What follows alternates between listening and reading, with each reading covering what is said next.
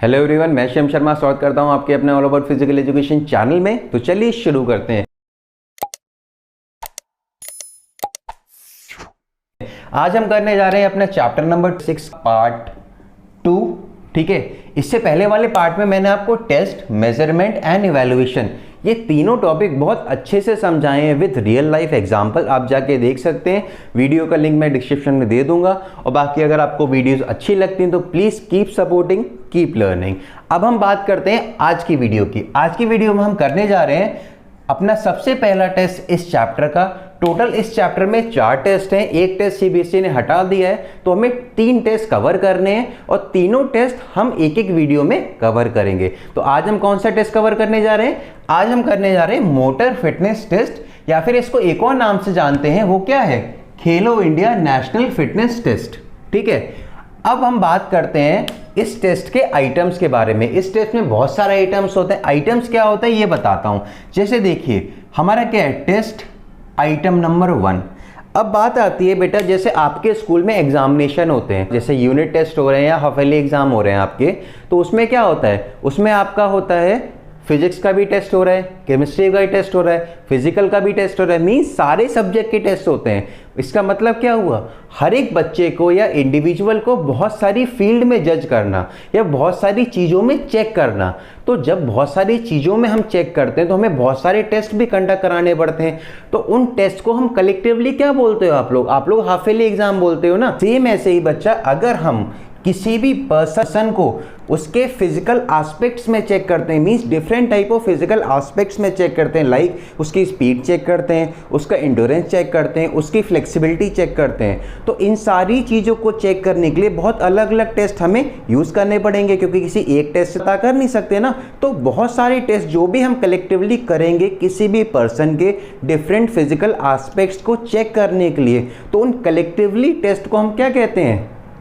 Motor fitness test या खेलो India national fitness test हमने नाम दिया, जिसमें हम बहुत सारे फिजिकल एस्पेक्ट्स में किसी भी पर्सन को चेक करते हैं। तो चलिए शुरू करते हैं 1 बाय 1। इसमें कितने टेस्ट हैं? इसमें टोटल 7 टेस्ट हैं, मींस हम 7 फिजिकल एस्पेक्ट्स में किसी भी पर्सन को चेक करेंगे। तो चलिए शुरू करते हैं। देखिए, सबसे पहला हमारा क्या है? सबसे पहला हमारा है टेस्ट आइटम नंबर 1, जो कि 50 metre sprint test. Okay, 50 metre sprint test है। अब कोई भी टेस्ट हम परफॉर्म करवाते हैं तो हम किस लिए करवा रहे हैं, उसमें क्या क्या रिक्वायरमेंट्स होंगी, कैसे वो टेस्ट कंडक्ट होगा, कैसे उसकी स्कोरिंग होगी और कैसे उसका इवैल्यूएशन होगा। तो इन सारी चीज़ों को हमें लिखना पड़ेगा ना। तो देखते हैं कैसे लिखते हैं हम इस चीज़ को स्टेप बाय स्टेप। देखिए, जो हमारा पहला स्टेप होता है, सबसे पहला आता है पर्पस, कि हम जो भी टेस्ट कंडक्ट करा रहे हैं उसका पर्पस क्या है, हम वो चीज़ क्यों करा रहे हैं। देखिए, इससे पहले मैं आपको एक बहुत ही इंपॉर्टेंट बात बताना चाहूँगा।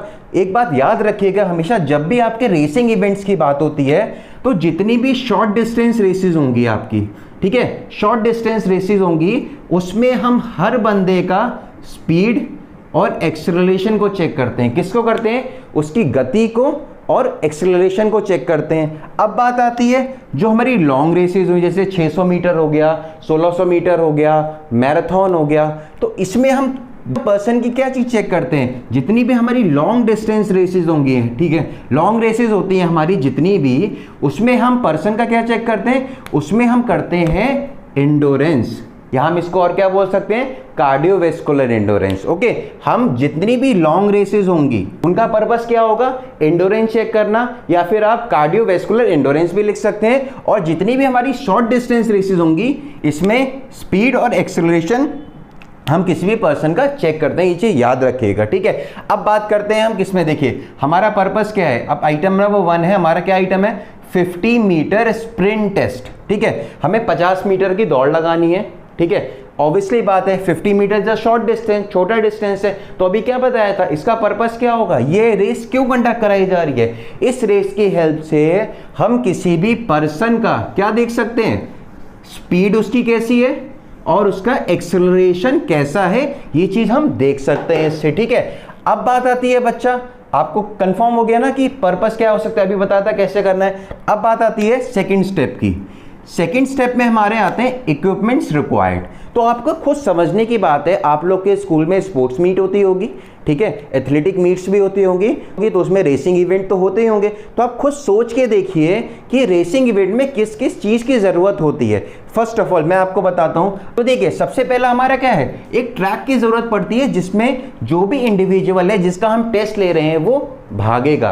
बट ये होता है कभी कभी कि हमारे पास ट्रैक नहीं होता है, तो हमें क्या चाहिए, एक कोई भी हमें प्लेन सरफेस चाहिए। जब हम 50 मीटर स्प्रिंट करवाएंगे तो हमें मिनिमम 70 मीटर का डिस्टेंस चाहिए ही चाहिए होता है, ठीक है। अभी हम बात कर रहे हैं जिनके पास ट्रैक नहीं है, ठीक है, तो ट्रैक नहीं होगा तो हम क्या लिखेंगे, एक प्लेन सरफेस और वो भी मिनिमम 70 मीटर्स का, और हमें मार्किंग कोन चाहिए, ठीक है। जब भी हमारे पास प्लेन सरफेस होता है तो हम मार्क करते हैं ना कि यहाँ पर हमें 50 मीटर कंप्लीट हो रहा है, तो यहाँ पर हमने कोन्स मार्क कर दी। तो हमें एक सरफेस चाहिए प्लेन, 70 मीटर का मिनिमम होना चाहिए वो, और हमें मार्किंग कोन चाहिए होंगी, और हमें मेजरिंग टेप चाहिए होगा जिसकी हेल्प से हम कोन्स मार्क कर सकते हैं। ओके, अब बात करते हैं कि जिनके पास ट्रैक है, तो ट्रैक है तो आप क्या कर सकते हैं, मार्किंग ट्रैक लिख सकते हैं, स्टॉप वॉच लिख सकते हैं। इससे बात है, रेसिंग का हम टाइम तो नोट करेंगे ना, किसी भी पर्सन की स्पीड कैसे चेक करते हैं कि उसने जो भी डिस्टेंस कवर किया है वो कितने टाइम में किया है। तो टाइम को नोट करने के लिए हमें क्या चाहिए होगा,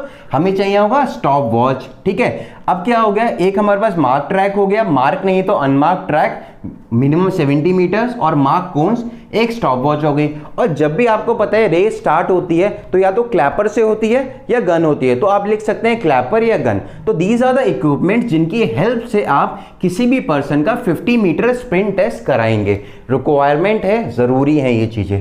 अब बात करते हैं अपने थर्ड स्टेप की। बच्चा आप स्टेप बाय स्टेप ही लिखना, क्योंकि इसमें बहुत अच्छे मार्क्स मिलते हैं जब भी आप स्टेप बाय स्टेप चीजें लिखते हैं, और आपके लिए भी इजीली है इसको याद करना स्टेप बाय स्टेप। ओके, अब बात करते हैं प्रोसीजर की। तो आप खुद सोच के देखिए, क्योंकि आप बुक से पढ़ के जाएंगे आप वहां जाके भूल जाएंगे, तो आप इमेजिनेशन बनाइए अपनी कि जब भी स्कूल में एथलेटिक मीट होती है या स्पोर्ट्स मीट होती है तो वहां पर रेसिंग इवेंट्स होते हैं ना, तो उनका प्रोसीजर क्या है, कैसे वो होते हैं, कैसे कराए जाते हैं। मैंने बोला था ना इस चैप्टर को पढ़ने से पहले आप एक कोच या एक फिजिकल एजुकेशन टीचर के उससे समझिएगा इस चैप्टर की, आप एक फिजिकल एजुकेशन टीचर हैं या एक कोच हैं। ओके, तो चलिए देखते हैं। देखिए सबसे इंपॉर्टेंट पार्ट मैं आपको प्रोसीजर का बता दूं, चाहे कोई भी आप टेस्ट कंडक्ट करा रहे हो, सबसे पहला पॉइंट आपको क्या लिखना है, tell person to do warm up. जो भी इंडिविजुअल जिसका भी आप टेस्ट ले रहे हैं उसको सबसे पहले आपको वार्म अप करने के लिए कहना है, ठीक है। सबसे इंपॉर्टेंट पॉइंट है, हर एक टेस्ट में सबसे पहले नंबर पे आपको इसको लिखना है। अब हम बात करते हैं, देखिए आपने वार्म अप तो करा दिया, आफ्टर वार्म अप आप क्या कहेंगे, go and stand on the standing line, ठीक है। अब आपकी ये स्टैंडिंग लाइन है, यहां पर ये आपकी स्टैंडिंग लाइन है, आपने पर्सन को यहां पर खड़ा कर दिया, ठीक है। अब बात करते हैं शॉर्ट रेसेस की। देखिए ये हमारी 50 मीटर स्प्रिंट है ना बच्चा, तो इसमें जो स्टार्ट होता है वो स्टैंडिंग स्टार्ट होता है। आपको पता है रेसिंग के स्टार्ट कैसे होते हैं, 100 मीटर हो गया या कोई भी रेसेस होती है उनके स्टार्ट कैसे होते हैं, आपको बैठ के पोजीशन लेके स्टार्ट करनी होती है ना। बट जो हमारी 50 मीटर स्प्रिंट है इसमें हमारा स्टार्ट कैसा है, स्टैंडिंग स्टार्ट। मींस आप ऐसे ही खड़े हैं, on a mark get set go, जैसे ही बोलेगा आप ऐसे ही भागना शुरू कर देंगे, ठीक है। तो आपको क्या करना है, टेल द इंडिविजुअल और a student to stand on the standing line, उसको स्टैंडिंग लाइन पे खड़ा करना है, और आफ्टर दैट आपको on a mark get set and clapper या गन आप करेंगे, और उसी के साथ आप क्या करेंगे, अपनी स्टॉप वॉच को स्टार्ट कर देंगे। और यहां पर जैसे ही वो बच्चा कंप्लीट करेगा रेस को, वहां पर स्टॉप वॉच आप बंद कर देंगे। तो यही आपका एक नॉर्मल सा प्रोसीजर है जिसकी हेल्प से आप किसी भी पर्सन की स्पीड और एक्सेलरेशन को पता कर सकते हैं। देखिए उसकी 50 मीटर कंप्लीट हो गई, ये आपको प्रोसीजर पता चल गया कि क्या प्रोसीजर है उसको कंडक्ट कराने का। अब बात करते हैं स्कोरिंग की। तो देखिए शॉर्ट रेस है, 50 मीटर है, ठीक है।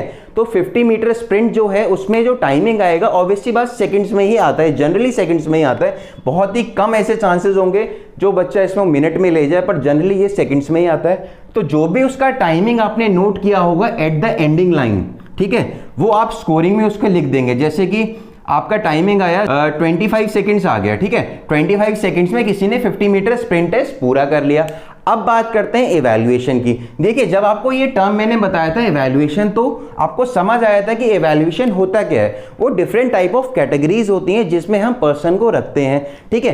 तो देखिए जब भी हमारी 50 मीटर स्प्रिंट होती है तो ऑफिशियली भी एक आपका कंडीशन है, वो आपकी स्क्रीन पे आ रही होगी, आपको पता चल जाएगी। इवैल्यूएशन टेबल जो आपकी बुक्स में दे रखी है वो आपको स्क्रीन पे मिल जाएगी, आप वहां से भी देख सकते हैं। बाकी एज अ टीचर और एज अ कोच आप खुद के भी एक स्टैंडर्ड सेट कर सकते हैं कि जैसे देखिए अगर आपके पास 3 कैटेगरी आप बनाते हैं, ठीक है, 3 कैटेगरी कैसे बनाएंगे आप बनाएंगे एक वेरी गुड, एक एक्सीलेंट बनाएंगे और एक आप गुड बनाएंगे, ठीक है। ये आपने 3 कैटेगरीज बना दी बच्चों को इवैल्यूएशन करने के लिए, कि उनकी क्षमता पता करने के लिए कि कितने अच्छे हैं वो अपनी फील्ड में। तो देखिए आपने एक स्टैंडर्ड डिफाइन कर दिया है कि अगर कोई भी पर्सन जो भी इस रेस को कंप्लीट कर रहा है वो 20 सेकंड से लेके 25 सेकंड के बीच में करेगा तो वो एक्सीलेंट आएगा। तो इससे आपका ये पर्सन किस में आया, ये पर्सन इसमें आ गया, मींस जो इंडिविजुअल का हमने टेस्ट लिया था वो एक्सीलेंट पे आ गया, ठीक है।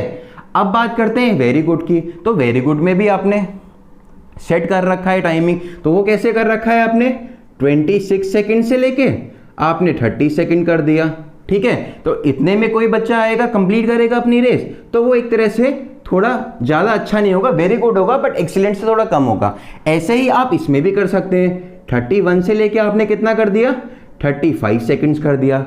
तो यहां पर ये बच्चा अगर इस कैटेगरी में आता है ये बच्चा, तो ये गुड कहलाता। तो ये कैटेगरीज होती हैं या फिर हम इवैल्यूएशन बोल सकते हैं। इस टाइप से हम किसी भी पर्सन की परफॉर्मेंस को इवैल्यूएट करते हैं, उसकी परफॉर्मेंस को जानते हैं कि उसकी परफॉर्मेंस किस स्टेज पे है और उस पर हमें कितना वर्क करना है। ओके, तो यही एक तरीका है जैसे हम पूरा एक टेस्ट कंडक्ट कराते हैं। ये सारे पॉइंट्स आपको नोट करने हैं, 1 2 3 4 5, ये पांचों के पांचों पॉइंट बहुत इंपॉर्टेंट है। जब भी आपके पास कोई भी टेस्ट आता है आप नॉर्मल टेस्ट का नाम लिखिए, ये पांचों पॉइंट लिखिए और उनको एक्सप्लेन कर दीजिए, बस मार्क्स आपके नहीं कट सकते, ठीक है। अब हम बात करते हैं, हमारा फर्स्ट आइटम कंप्लीट हो गया। अब हम बात करते हैं इसके सेकेंड आइटम की।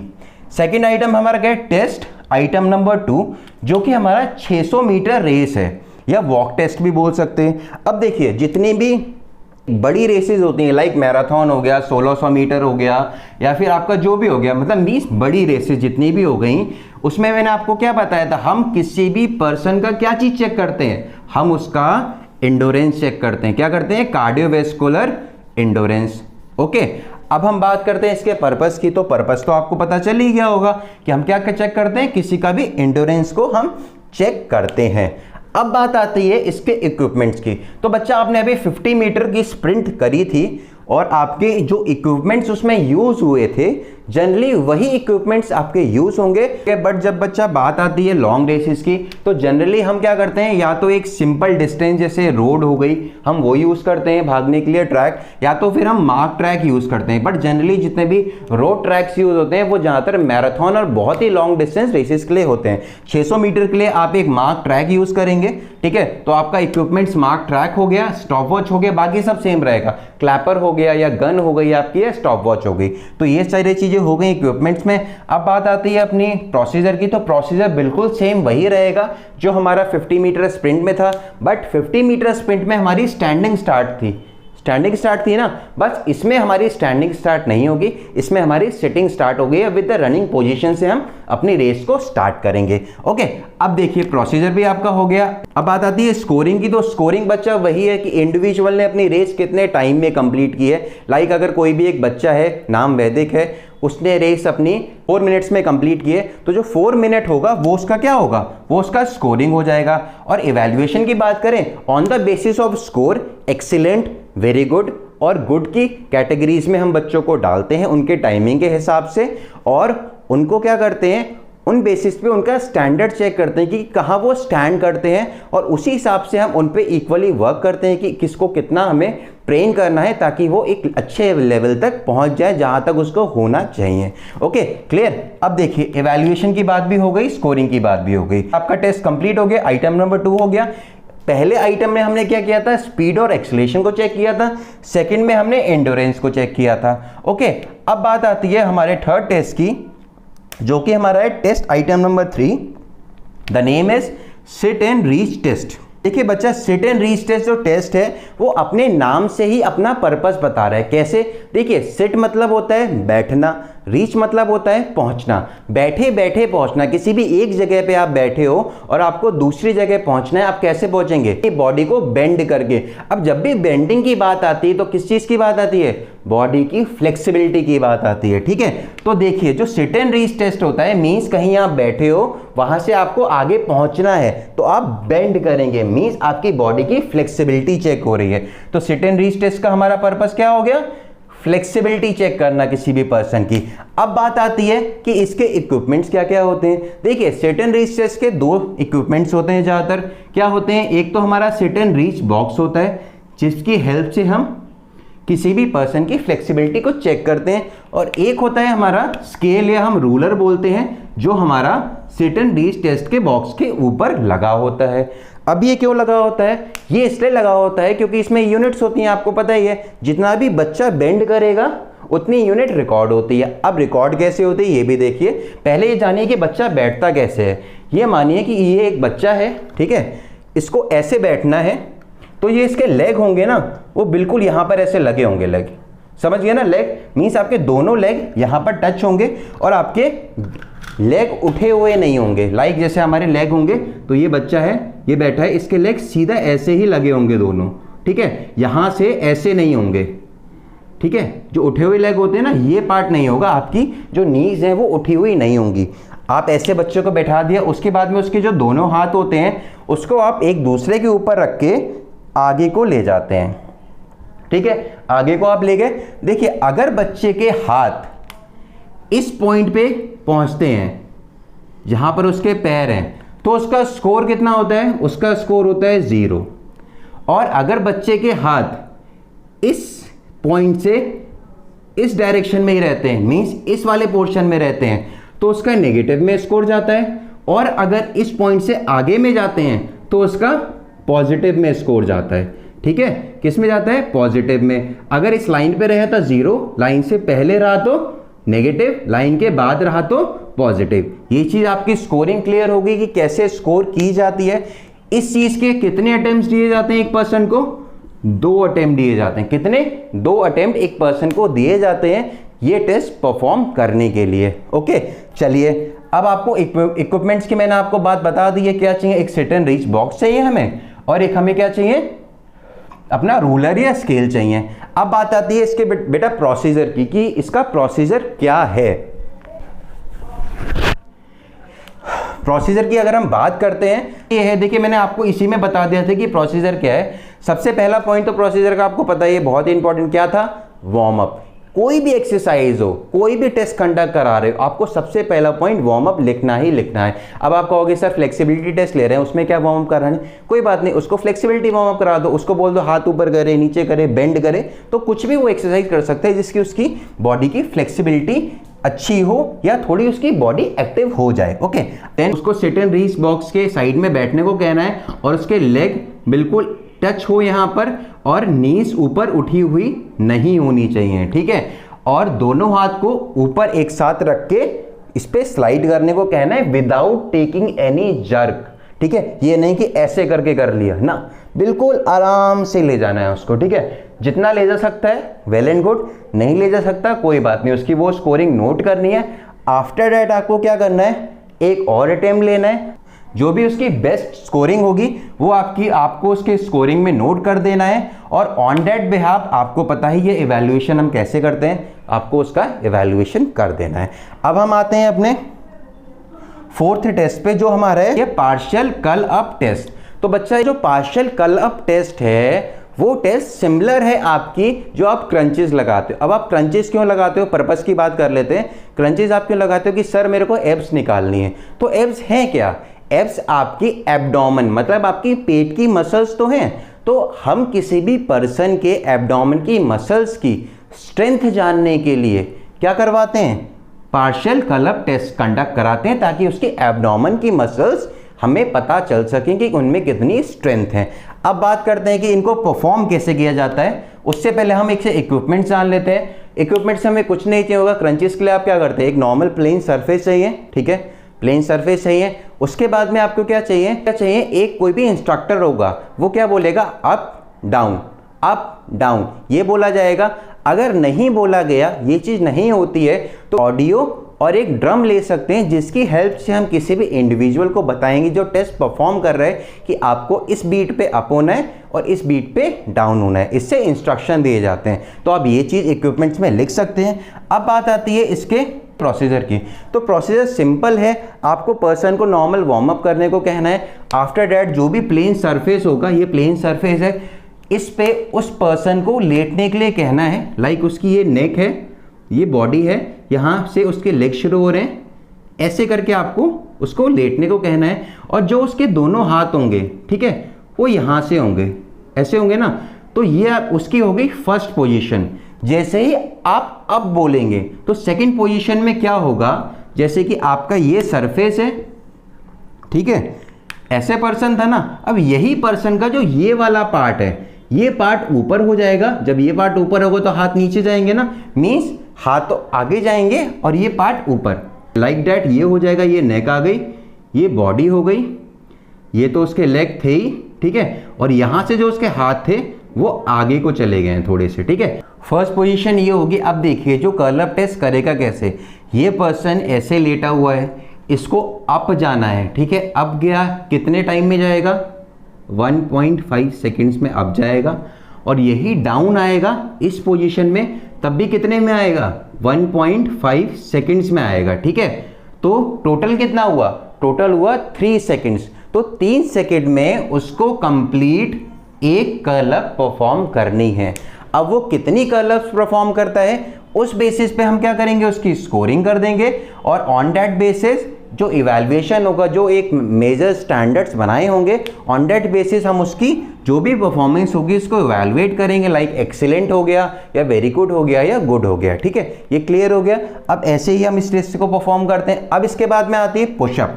जो हमारा 5th टेस्ट है वो क्या है हमारा, पुशअप। बॉयज़ और गर्ल्स दोनों के लिए अलग अलग होती है, ये आपको पता ही है कि कैसी होती है, बॉयज़ एंड गर्ल्स के लिए अलग अलग पुशअप्स।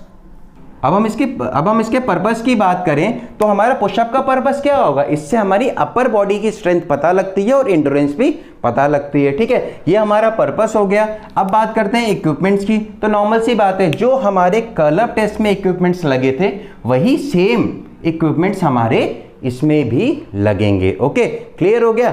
अब बात करते हैं इसके हम प्रोसीजर की। तो प्रोसीजर में वही है, normal first point warm up, आप सबको पता ही है। सेकंड, एक प्लेन सरफेस जिस पे पर्सन परफॉर्म कर सके।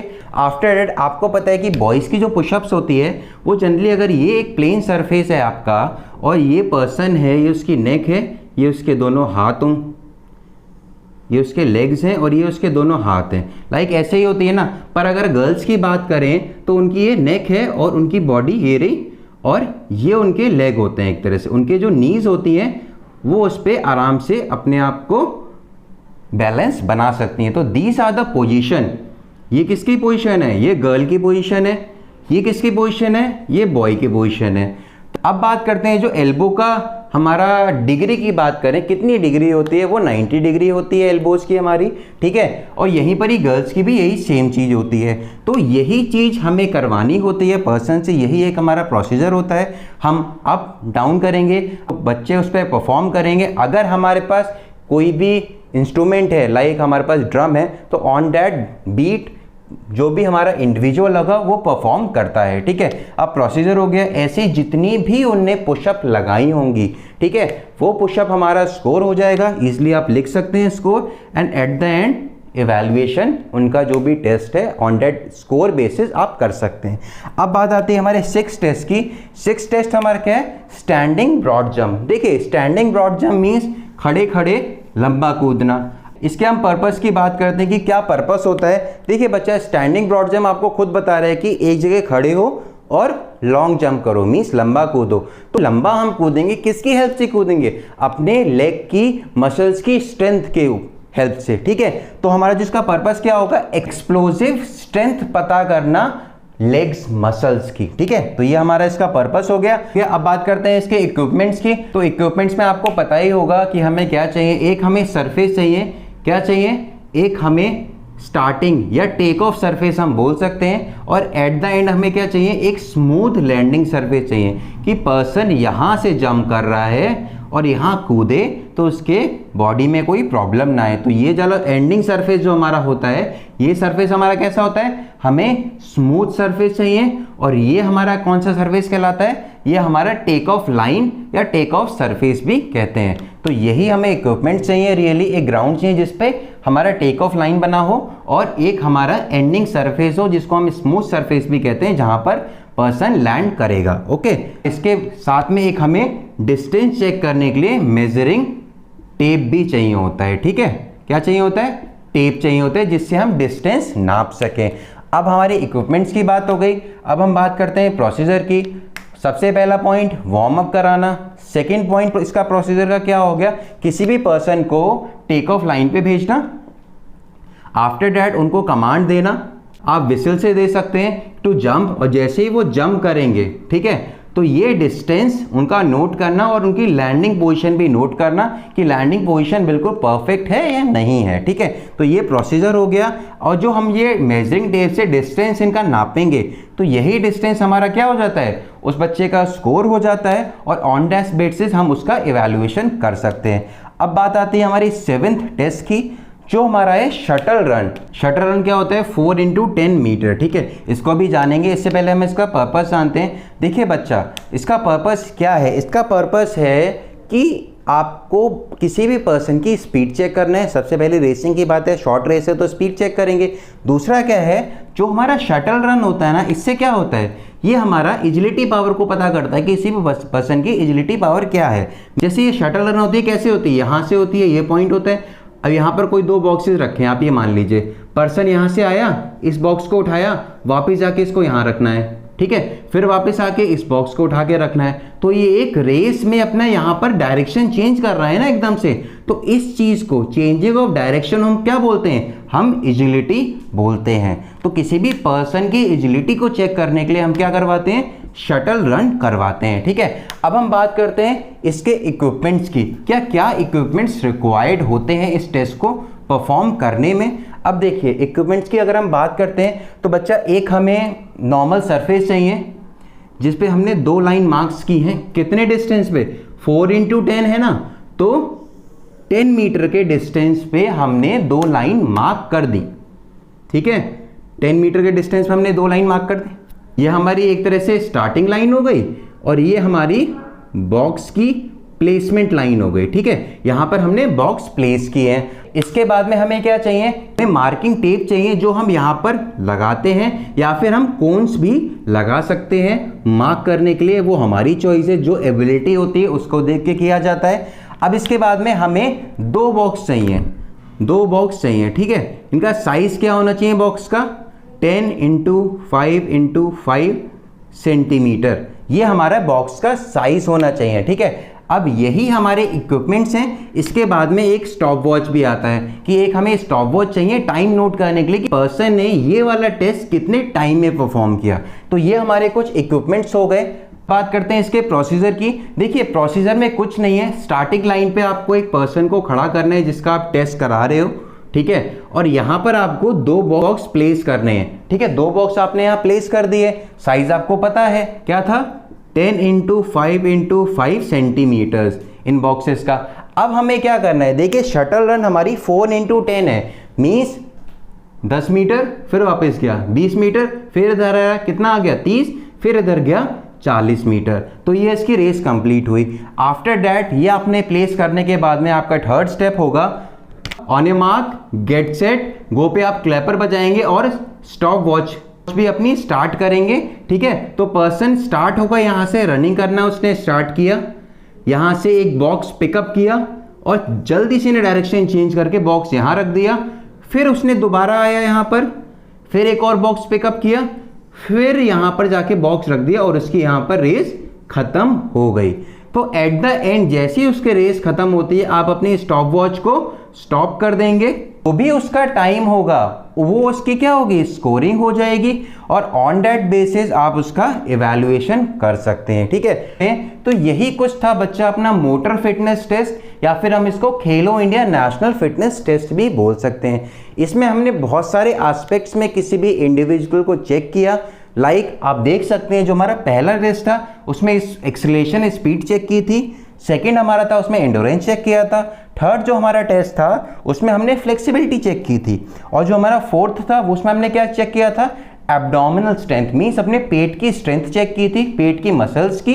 अब बात करते हैं फिफ्थ में, ये पुशअप हो गया तो इसमें अपर बॉडी स्ट्रेंथ हमने चेक की थी। अब हमारा सिक्स्थ है स्टैंडिंग ब्रॉड जंप, तो इसमें हमने लेग्स की मसल्स की स्ट्रेंथ चेक की थी। और ये जो हमारा शटल रन है इसमें हमने स्पीड और सबसे इंपॉर्टेंट चीज एजिलिटी, चेंजिंग डायरेक्शन कैपेसिटी को चेक किया था किसी भी पर्सन के।